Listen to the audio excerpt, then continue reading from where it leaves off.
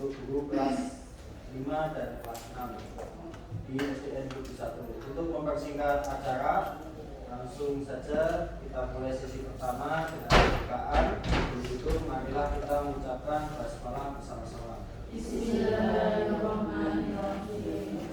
Lanjut acara yang kedua, penyampaian materi. Untuk ibu narasumber, saya persilahkan waktu untuk menyampaikan materi. Terima kasih.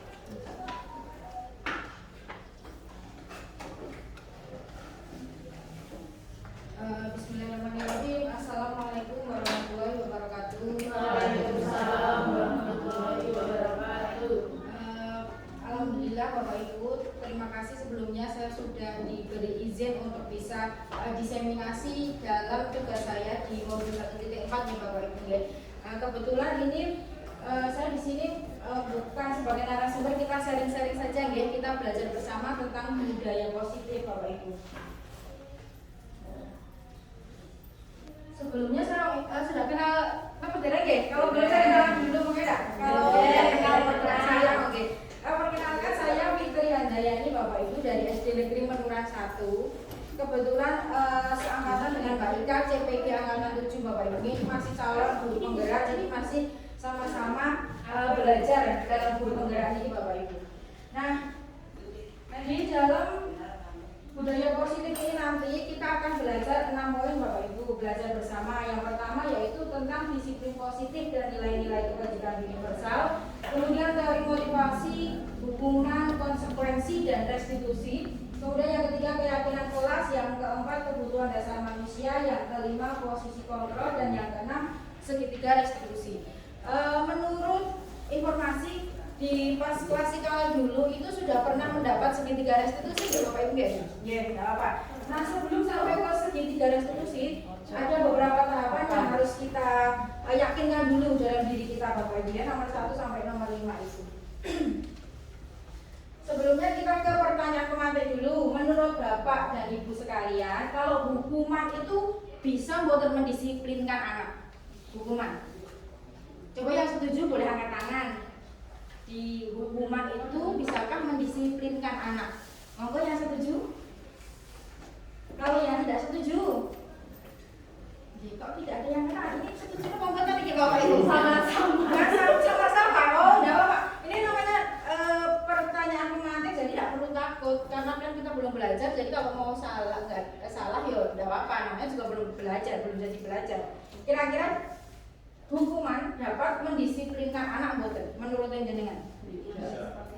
Tidak bisa nggih. Oh, hukuman seperti apa dulu? Oke, kita akhir dulu ya jawabannya ya. Kemudian kalau yang kedua, pemberian hukuman dengan hal positif seperti membaca buku atau membersihkan halaman sekolah itu dapat meningkatkan disiplin anak.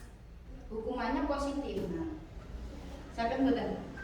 Setuju saya. Oh, tergantung. Oke. Untuk menjawab semua keraguan kesamaran itu kita akan belajar bersama-sama ya, tentang disiplin positif.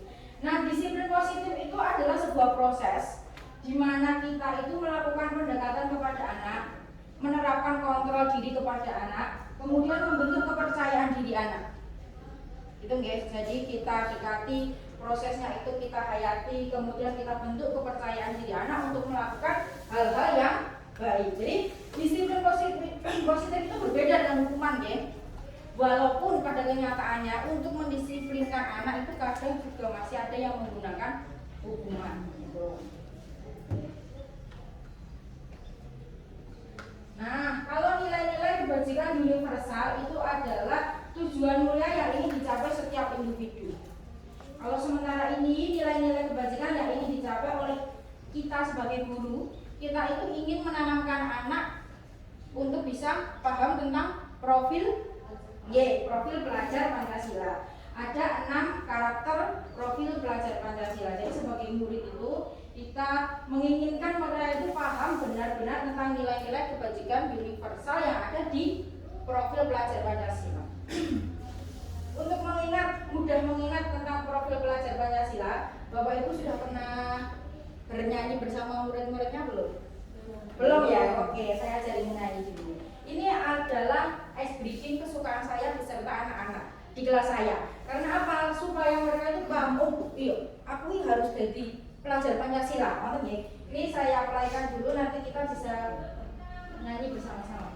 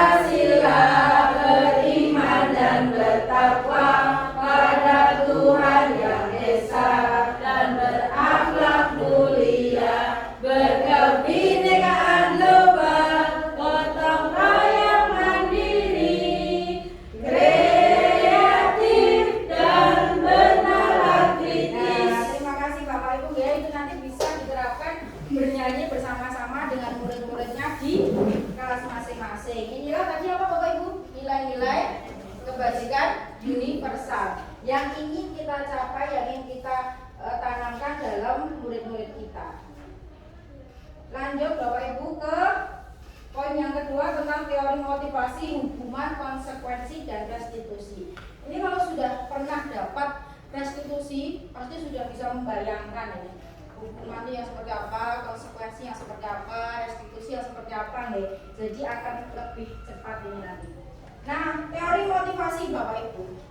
Ternyata motivasi kita melakukan sesuatu, murid melakukan sesuatu itu ada dorongan atau motivasi eksternal dan internal.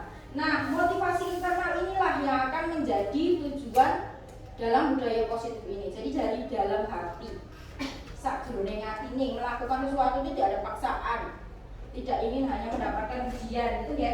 Kalau ingin menghindari ketidaknyamanan atau hukuman, itu berarti motivasinya dari hati atau dari luar, Bapak Ibu. Kalau menghindari sesuatu itu karena hukuman, ya, jadi motivasi eksternal ya. Kemudian untuk mendapatkan imbalan atau pujian, itu motivasi internal atau eksternal?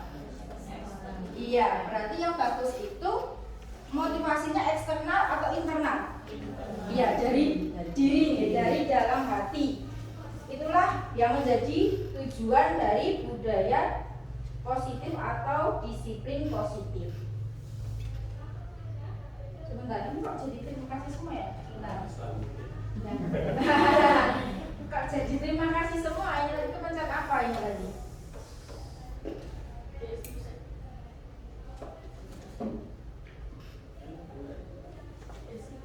Mana-mana?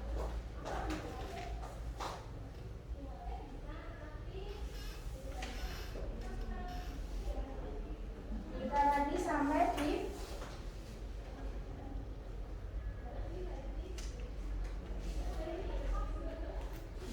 ya, motivasi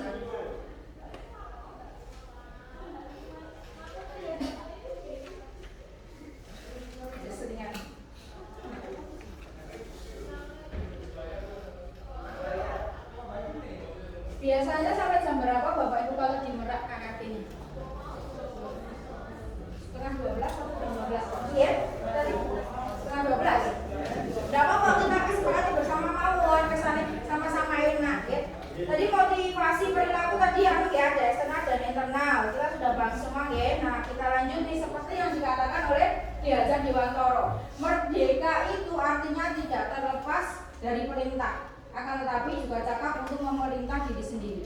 Jadi kalau melakukan sesuatu itu, merdeka itu bukan hanya karena tidak diperintah seseorang, tetapi memang kita itu melakukannya dari hati. Wah, aku kudu ngene, itu berarti cakap memerintah dirinya sendiri. Oh, aku harus melakukan ini, aku harus melakukan itu. Ya, itu merdeka menurut Ki Hajar Dewantara.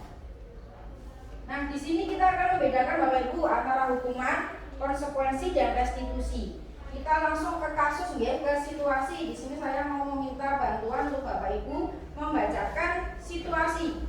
Situasi apakah ini nanti kira-kira merupakan hukuman atau konsekuensi atau restitusi. Oke, situasi yang pertama Mbak Ika. Coba Mbak Ika.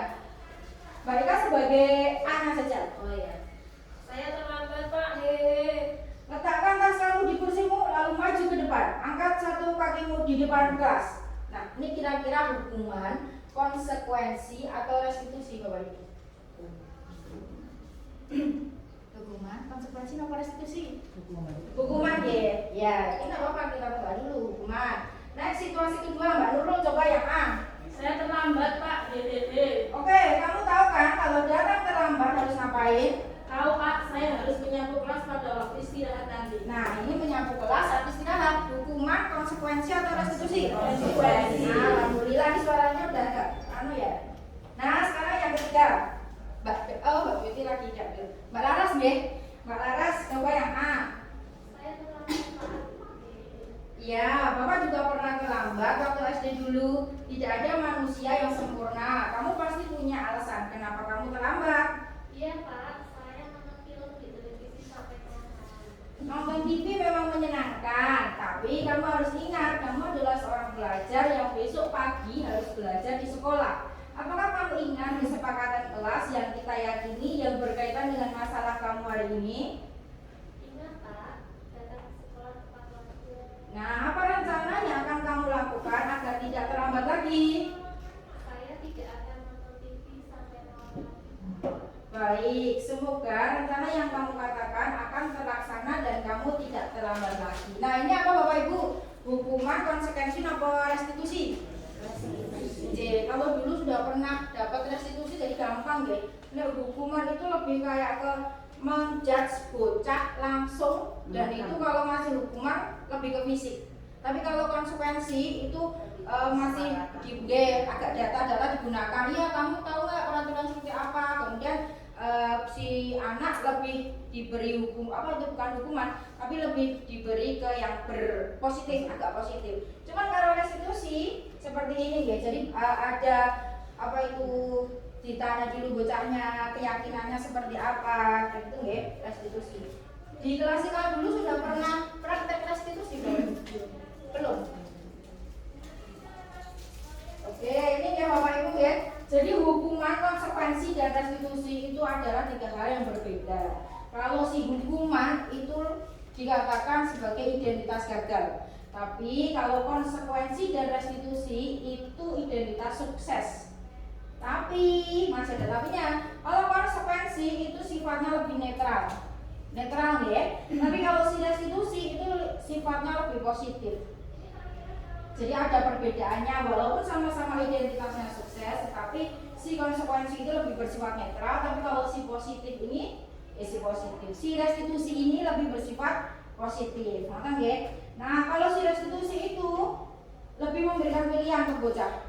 Bocah diberi kesempatan untuk berpikir, wah, aku tadi melakukan kesalahan apa ya? Oh iya, keyakinan kelas apa ya yang sudah saya langgar ya, seperti itu. Jadi bocah diberi kesempatan untuk berpikir. Nonton ya Bapak Ibu ya. Kami di sini paham ya perbedaan antara ketiganya ya. Ini sudah hukuman, konsekuensi. Nah, ini restitusi kemarin sudah Bapak diulang sedikit enggak Bapak? Jadi, restitusi itu adalah proses menciptakan kondisi bagi murid untuk memperbaiki kesalahannya. Jadi misalnya murid itu salah, kita perbaiki, kemudian kita kembalikan ke anak dalam kelompoknya itu tidak dalam keadaan yang isin. Jadi misalnya nih, ada anak-anak yang salah, kita langsung marah, kamu terlambat, ayo mari. Bocah mau masuk kelas itu isin karena koncone. Dia mau tambah Bapak Ibu. Tapi beda kalau sudah terlambat, kita tanyai dulu, kenapa kita keyakinan apa yang dilanggar seperti itu kan anak bisa meyakinkan diri, oh iya Bu, saya salah tapi saya berjanji untuk memperbaiki. Jadi dia kembali ke lingkungannya, itu tidak dibully karena dia sudah membawa diri yang positif. Oke, saya salah tapi saya akan memperbaiki. Ngapain ya Bapak Ibu ya? Jadi bisa dimengerti ya perbedaannya. Seperti itu restitusi. Nah sekarang ini Bapak Ibu main tebak-tebakan, urut dari Bapak yang ngapulen ya Pak, boleh boleh. Jadi kan dari yang atas ya, coba itu termasuk hukuman atau konsekuensi? Baca dulu Bapak. Nggih. Isu sekali di dalam buku kalimat saya tidak akan terlambat lagi. Nggih. Itu termasuk hukuman. Hukuman. Setuju Bapak Ibu? Mencatat 100 kali. Nggih, hukuman ya. Kemudian yang kedua, tadi yang belum dengan Bapak. Oh, belum dengan sampun Bapak. Nggih. Mengelilingi lapangan basket 2 kali karena melambat aja di sekolah. Nggih, mengelilingi lapangan Bapak Ibu. Lari 2 kali karena terlambat. Hukuman ya, karena ada komisi nggih. Kemudian yang ketiga, monggo Pak. Jadi bisa berbeda. Nggih. Nggih. Nggih, termasuk hukuman apa konsekuensi Bapak Ibu? Hukuman. Kemudian apa itu? Nggih,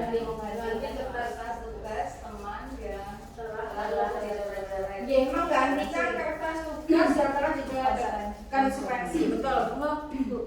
Untuk selanjutnya. Menerbitkan tumpahan air tidak tulis karena tersenggol pada saat belajar. Konsekuensi. Nggih, konsekuensi ya. Selanjutnya monggo. Murid disuruh untuk tidak mengenakan sepatu seharian di sekolah Yeah. karena tidak mengenakan sepatu hitam. Konsekuensi. Konsekuensi apa hukuman Bapak Ibu? Hukuman nggih. Hukuman nih Bapak Ibu. Kemudian selanjutnya Ibu dulu sudah. Monggo Bapak. Lari mengelilingi lapangan Yes. basket 2 kali karena terlambat sedikit untuk pelajaran besok. Nggih, ini pelajaran PJOK ya. Jadi konsepnya sama-sama di lapangan. Kira-kira lari itu konsekuensi atau hukuman? Lari dalam itu konteks itu konsekuensi gitu karena olahraga. Ini Bapak Ibu sudah ada kunci jawabannya. Jadi saudara kita sudah sedikit paham ya antara hukuman, restitusi, dan konsekuensi. Nah di sini yang ketiga Bapak Ibu tentang keyakinan kelas. Kan kalau kita tadi mau melakukan restitusi kan kita harus mempunyai keyakinan dulu. Bocah harus kita tanamkan keyakinan dulu kan. Tidak mungkin kan kita belum mengajak mereka untuk meyakini sesuatu kita tahu-tahu nekoi, menanyai, kamu yakin enggak? Gitu jalan-jalan kita melakukan keyakinan kelas dulu. Nah sebenarnya setelah ini nanti kalau waktunya masih ada praktek dari Bu Ika tentang keyakinan kelas teman. Nanti kita lihat waktunya saja ya. Kalau masih cukup kita akan lakukan itu.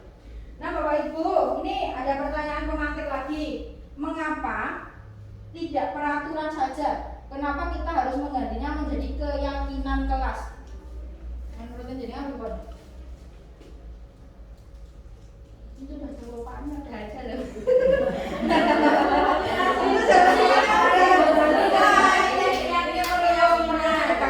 Itu kenapa harus keyakinan kelas? Kenapa tidak peraturan kelas? Karena seperti yang monggo Bu. Siapa tadi? Monggo Mbak Nurul. Karena untuk mendukung motivasi intrinsik kembali ke nilai-nilai atau keyakinan yang lebih menggerakkan seseorang dibandingkan mengikuti serangkaian peraturan. Malah jadi kenapa tidak peraturan harus keyakinan kembali yang awal tadi karena kita inginnya motivasinya intrinsik dari dalam bukan eksternal gitu ya. Jadi tidak hanya mengikuti peraturan saja. Jadi lebih ke dalam hati meyakinkan mereka. Nah seperti ya peraturan kelas itu kita kemas menjadi keyakinan kelas. Nah, keyakinan kelas yang kita kemas dengan baik itu akan menjadi lingkungan yang positif. Lingkungan yang positif itu akan menjadikan budaya positif, ya. Nah, ini contoh-contoh dari keyakinan kelas atau kesempatan kelas nih, Bapak Ibu nggih. Misalnya, waktu masuk tepat waktu. Ini keyakinannya adalah disiplin. Kemudian ada juga melaksanakan tugas piket sesuai jadwal. Keyakinannya apa Bapak Ibu? Tanggung jawab. Kalau izin pada guru keyakinannya apa? Menghormati. Saling menghormati. Mendengarkan guru saat pelajaran. Angkat tangan apabila akan bertanya. Ya, makan saat istirahat. Memakai seragam. Disiplin. Nah, begini bedanya kesepakatan kelas sama peraturan. Itu saya sudah mempraktekkan ya Bapak Ibu. Kalau peraturan semua kita tulis itu wow banget, banyak banget nggak peraturan. Tapi kalau kesepakatan atau keyakinan itu kita hanya butuh 1-2 kata saja. Disiplin itu 1 kata nih. Loh, disiplinnya apa Bu? Disiplin itu ada banyak. Ada disiplin waktu, misalnya masuknya tepat waktu, mengumpulkan tugas tepat waktu, istirahat tepat waktu. Nah itu semua kan masuk dalam disiplin waktu. Jadi kita bisa hanya menuliskan dengan disiplin waktu, tetapi keyakinan yang kita tanamkan ke anak itu bisa banyak sekali. Betul nggih Bapak Ibu nggih? Ini kebetulan saya dulu juga pernah melakukan bersama anak-anak. Jadi anak-anak saya kasih kertas, inginnya kelas itu seperti apa. Ada yang nulis ora oleh marai, orang jalui jajanan, itu juga ada. Nah kita tempel, terus kita nanti gabung-gabungkan. Kalau yang berhubungan dengan saling menghormati kita jadikan satu, hubungan yang dengan disiplin kita jadikan satu. Kemudian kita bikin suatu kesepakatan. Nah ini kesepakatan yang sudah kita pegang bersama-sama, kita harus yakini dan kita laksanakan bersama-sama. Kan ya Bapak Ibu ya. Kesepakatan kelas 5 SDN Menengah 01.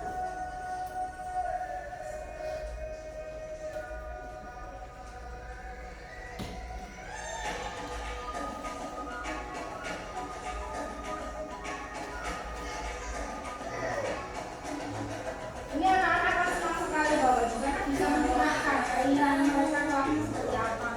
Kita tanda tangani bersama nih Bapak Ibu. Jadi mereka benar-benar ada tanggung jawabnya. Kemudian kita tempel bersama-sama.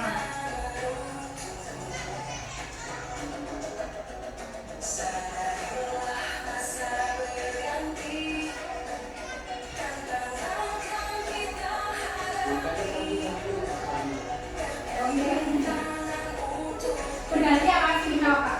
Mereka bersama-sama dan menekan. Nah tadi dia kurang lebih seperti itu lah. Ini yang akan dipraktekkan kepada jenengan nanti kalau pas waktunya masih ya. Nah ini Bapak Ibu, contoh peraturan dan apakah ini keyakinan kelas apa kira-kira? Itu ya ya. Siap ya menjawab ya? Apa mandel mawon loh. Jadi selalu kembalikan buku ke tempatnya. Disiplin apa? Disiplin. Oke. Setuju Bapak Ibu? Disiplin. Tanggung jawab lebih tepatnya. Tapi nggak apa-apa karena keyakinan itu namanya keyakinan disiplin, koma tanggung jawab itu nggak apa-apa. Jadi kan juga ada disiplinnya, ada tanggung jawabnya, gitu kan? Itu tanggung jawab bisa. Dilarang mengganggu orang lain. Saling menghormati. Kemudian hadir di sekolah 15 menit sebelum pembelajaran dimulai. Oke, dilarang melakukan kekerasan. Saling menghormati. Dilarang menggunakan narkoba. Kenapa nih Bapak Ibu? Wah, ini upload ya. Kita skip ya, kita skip. Nah, Bapak ini cuma dari sana orang mandiri mawon. Kemudian bergantian atau menunggu giliran. Saling menghormati nih. Misalnya nih kalau ada yang ayo dikumpulkan dinilai, kan kuyak-kuyakan itu wah, kita biasakan ayo bergiliran antri sesuai urutannya. Itu namanya apa? Disiplin apa? Iya disiplin apa? Saling bergiliran tadi apa Ibu? Keyakinan kelasnya? Saling menghargai juga bisa kan? Jadi tidak desel-deselan siapa yang dulu dia yang dulu itu kan ya. Kemudian menggunakan masker. Oke, kemudian jangan berlari-lari di kelas atau koridor. Dilarang lari-larian di kelas. Saling menghormati, saling menghargai, saling menghormati. Seandainya berkenal balik maksudnya apa?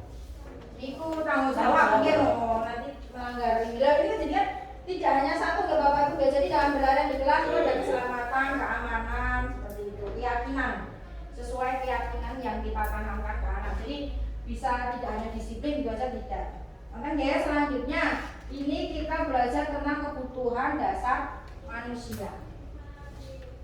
Nah kebutuhan dasar manusia itu ada 5 Bapak Ibu. Ada bertahan hidup, ada penguasaan, ada kebebasan, kesenangan, dan kasih sayang, dan rasa ingin diterima. Ya, ada 5 ya. Langsung kita ke situasi. Karena kalau sudah di situasi itu lebih cepat dipahami, daripada hanya dari teori. Nih misalnya Bapak Ibu, Dinda itu seorang anak kelas 3. Begitu tiba di rumah sepulang dari sekolah, menangis dan mengadu pada ibunya bahwa dia benci pada Ibu Rani, gurunya. Wah, ada apa ini kok benci sama gurunya?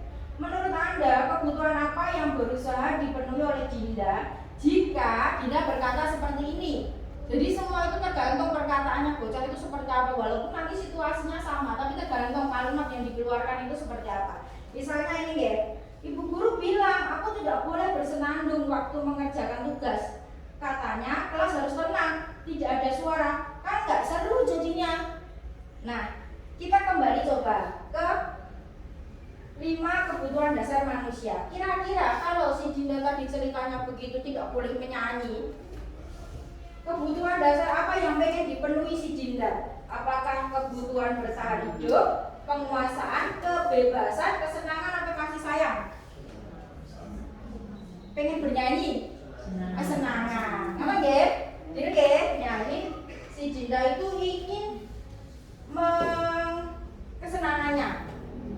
Kemudian kalau si Dinda bilangnya seperti ini, Ibu guru tidak menyapaku hari ini, padahal kan aku pakai jepit rambut baru. Kira-kira kebutuhan apa yang pengen dipenuhi Dinda? Kasih sayang. Ini sudah agak banter suaranya, berarti udah agak paham. Nah, kalau kalimatnya seperti ini, aku sebel, gambarku tidak rapi. Malah ibu guru nunjukin ke teman-teman di depan kelas. Kira-kira apa? Penguasaan. Betul, penguasaan ya. Next, nih. Aku bosen, masa belajarnya cuma gitu-gitu aja, dengerin ibu guru aja, tidak ada metode yang menarik. Kira-kira apa? Kebebasan. Tidak perlu teori, tapi Bapak Ibu sudah paham ya tentang 5 tentang apa tadi? Iya, 5 kebutuhan dasar. Alhamdulillah konsentrasi nih Bapak Ibu ya. Nih 5 kebutuhan dasar anak-anak kita. Jadi anak-anak kita tuh mempunyai kebutuhan yang sebenarnya harus kita indahkan juga, ya. Nah di sini Bapak Ibu ada 5 posisi kontrol kita sebagai guru. Ya tidak hanya sebagai guru sih, bisa sebagai pas orang tua di rumah juga bisa. Ini ada video, kita cermati bersama-sama ya. Kita lihat dulu videonya seperti apa Bapak Ibu tentang 5 posisi kontrol kita.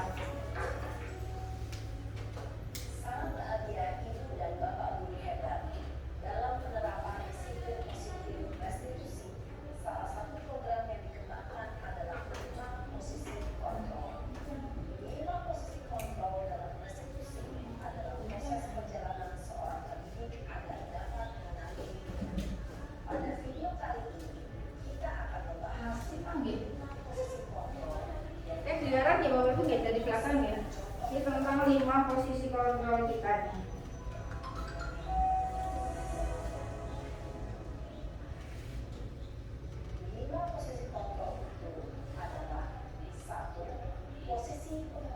Kita sebagai penghukum atau kita sebagai pembuat merasa bersalah, atau apakah kita posisi kita sebagai teman atau posisi sebagai pemantau, dan yang terakhir apakah sebagai manajer.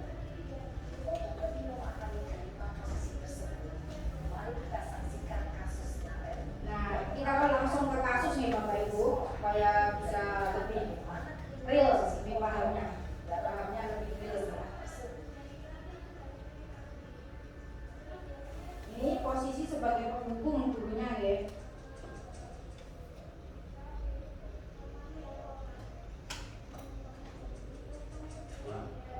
Wah, kita jalan ini. Wah, sinten? Sing biasa ngerti.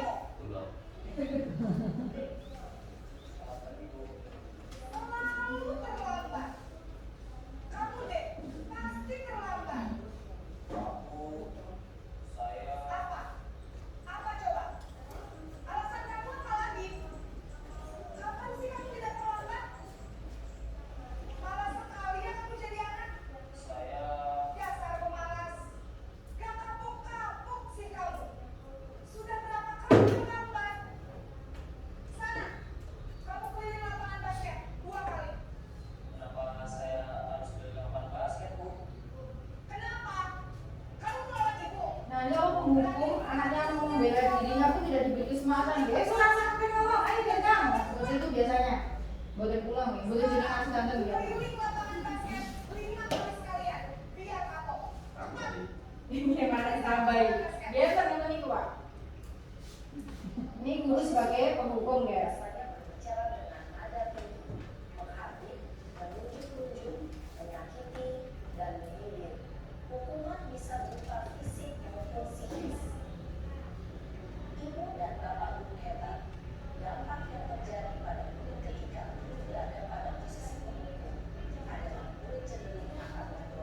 Ini bisa jadi murid itu dendam pada kita Bapak Ibu. Untuk yang kedua yaitu posisi pembuat merasa bersalah ya.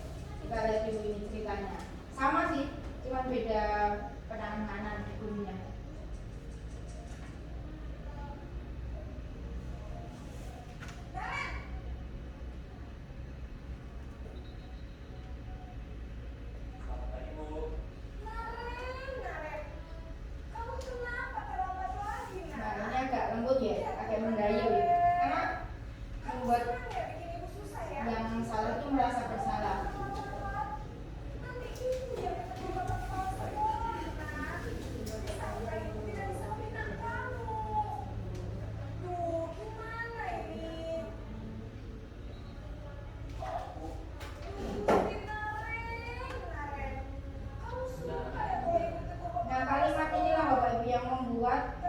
Si anak merasa bersalah ya.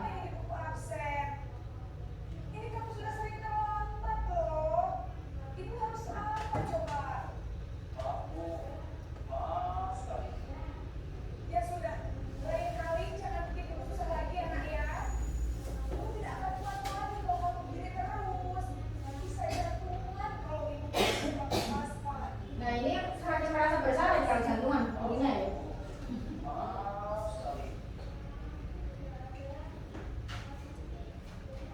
Posisi pembuat rasa bersalah berbicara dengan nada tenang, cenderung lembut, namun kata-kata yang diutarakan membuat murid merasa menjadi kurang dan gagal, memandang buruk dirinya sendiri, merasa tidak berharga, dan tidak sanggup membahagiakan orang lain. Ketika guru mengambil posisi pembuat rasa bersalah, murid akan menganggap dirinya yang bersalah dan ia Nah, ini sangat bahaya nih Bapak Ibu. Kalau murid itu menganggap dirinya bersalah terus atau gagal nih. Jadi dia tidak berani untuk berekspresi lagi. Kemudian ini posisi sebagai teman.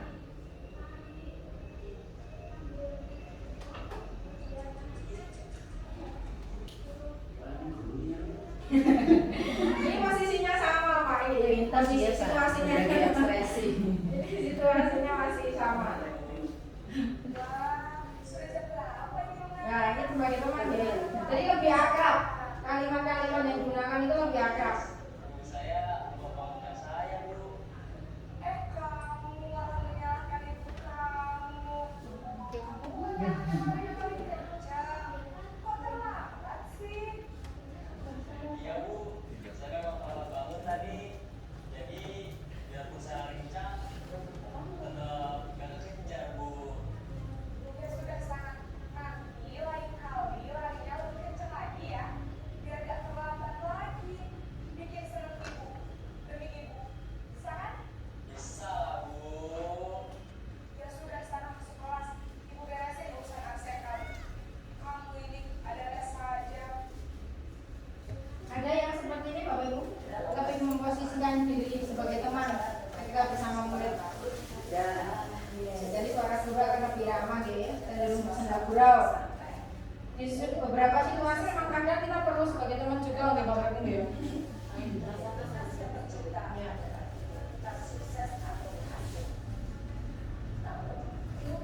Ini perlu diingat Bapak Ibu. Itu masih dorongan eksternal ya.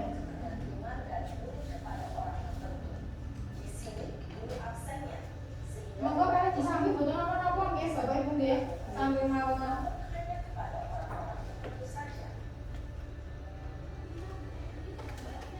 Nah, ini posisi sebagai pemantau atau monitor Bapak Ibu. Masih dalam situasi yang sama.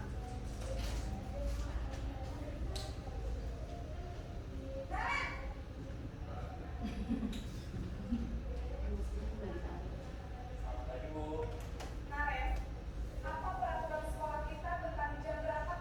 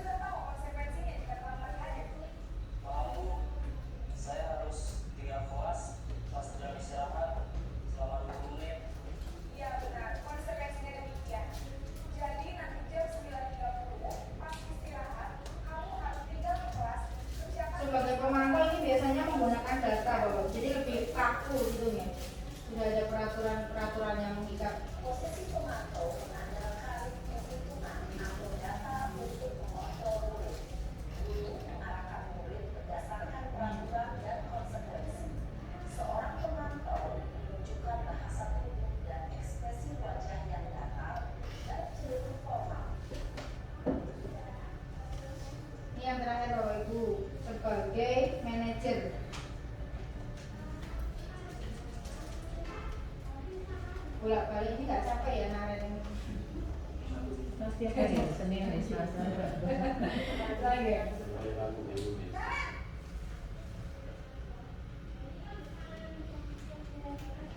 Selamat pagi Bu. Selamat pagi Karen. Maaf Bu, saya terlambat. Iya, sekolah masuknya jam 7, sekarang sudah jam 7. Jadi sekarang bagaimana ini Karen? Maaf Nah, Bu, kita tanyakan ke saya murid. lupa sama saya sekolah. Baiklah, menurut kamu, keyakinan sekolah yang mana yang perlu kamu Nah, kita tingkatkan? tanyakan tentang keyakinan.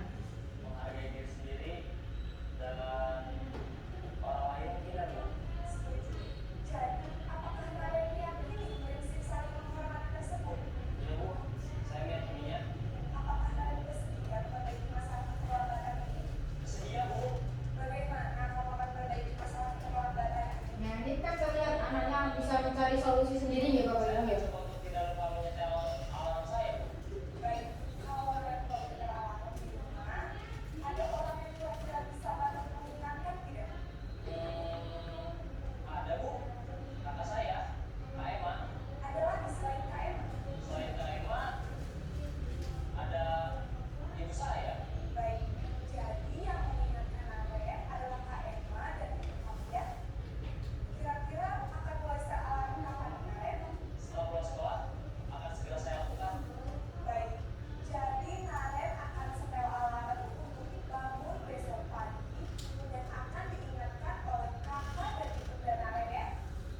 Ada lagi yang mungkin perlu dilakukan Karen? Agar tidak terlambat bangun lagi. Tidak ada Bu. Baik, Karen, terima kasih untuk bersama kamu. Sekarang kamu kembali ke kelas untuk belajar. Baik Bu, terima kasih. Nah, itu tadi yang terakhir manajer nih, posisi manajer Bapak Ibu.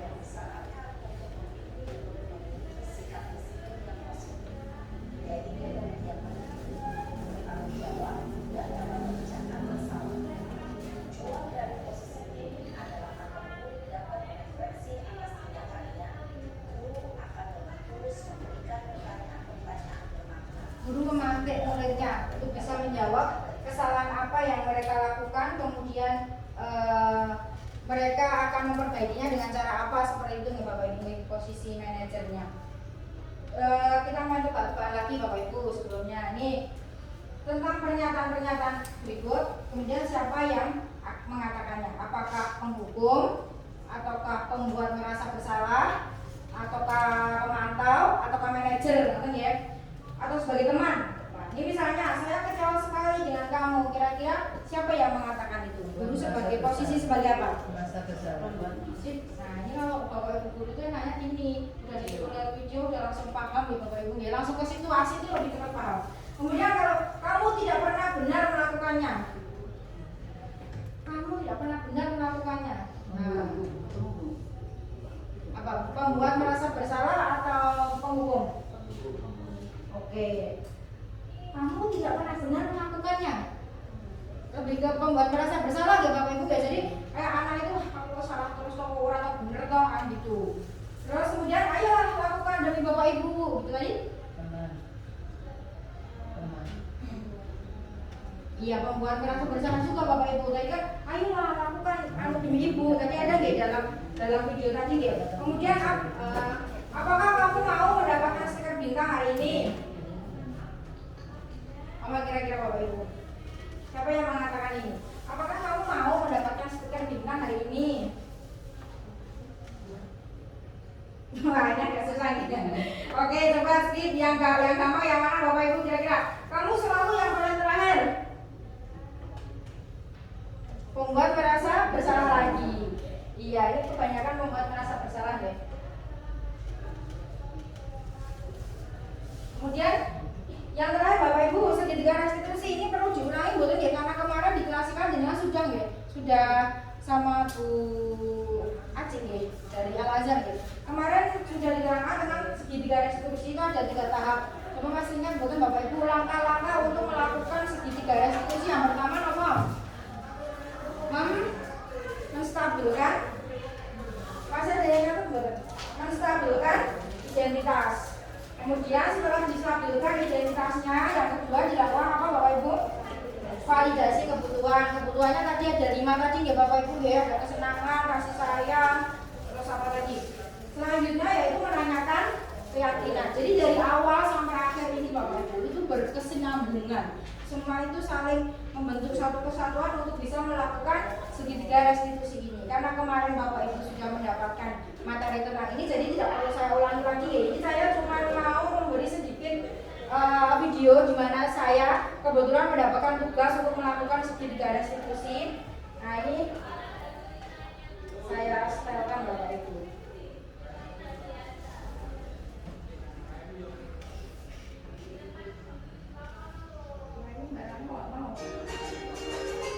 Ini penerapan saya, mencoba menerapkan untuk melakukan segitiga restitusi.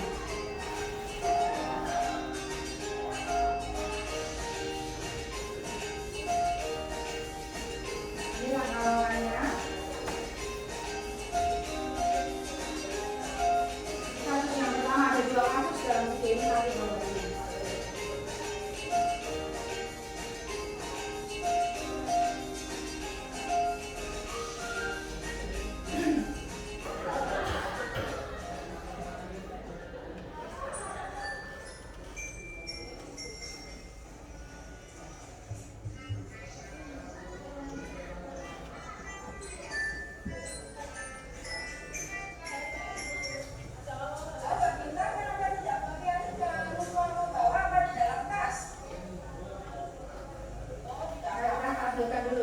Bapak Ibu.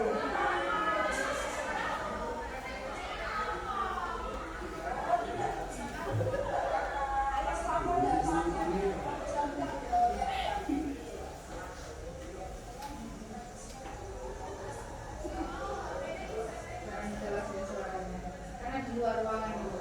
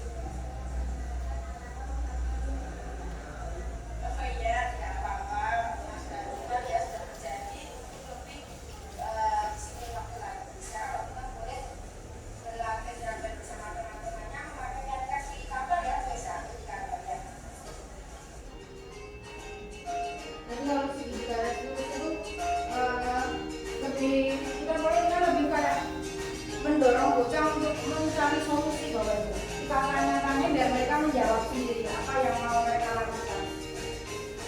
Ini kasus kedua Bapak Ibu.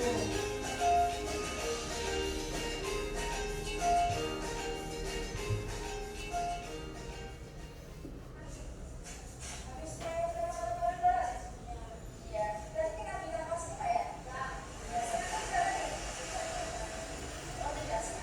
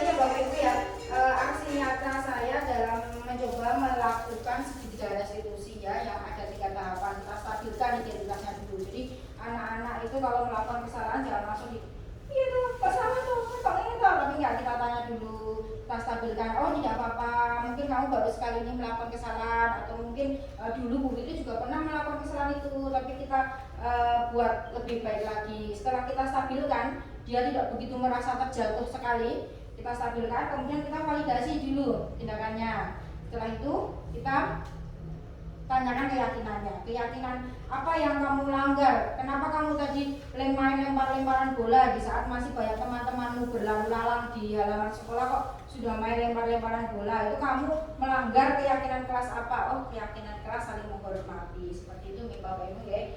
Itu tadi sedikit sharing saya kepada Bapak Ibu tentang budaya positif yang kebetulan menjadi tugas saya.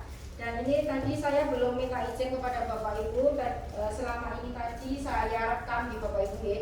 Saya mohon izin untuk bisa saya masukkan dalam tugas saya di CPG Angkatan 7 ini Bapak Ibu. Matur suwun atas perhatiannya dan partisipasinya. Waktu saya kembalikan ke moderator lagi. Wassalamualaikum warahmatullahi wabarakatuh. Waalaikumsalam warahmatullahi wabarakatuh. Terima kasih kepada saya. Itu tadi adalah narasumber dari Ibu Fitri yang intinya tentang budaya positif yang bisa kita tanamkan pada siswa kita, di mana budaya positif itu tadi terdiri dari 6 poin, yaitu disiplin positif dan nilai kebaikan universal. Yang kedua, teori motivasi, hukuman dan konsekuensi serta restitusi. Yang ketiga, keyakinan kelas.